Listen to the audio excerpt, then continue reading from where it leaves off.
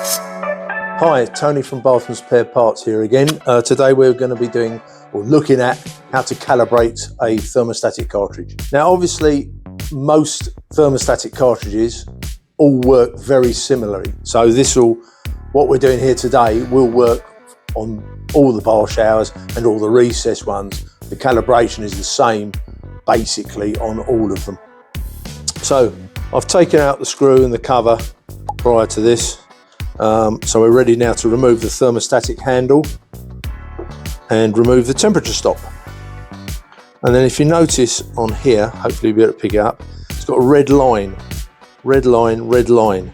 Now that should be correct, but obviously depending on your water system, how hot you have the water, how cold you have the water, it might not be.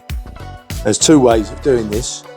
You can either use the handle and turn,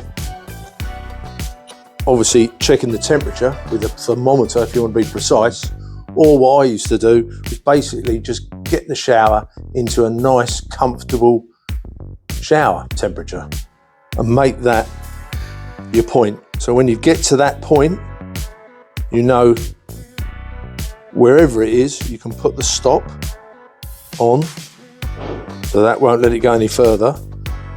That will then be a nice temperature shower. If you want to get it hotter, you push the button, you go past that stop. So if you hit listen, it clicks. Now if I don't push that in, it won't go any hotter. So old people, children are safe.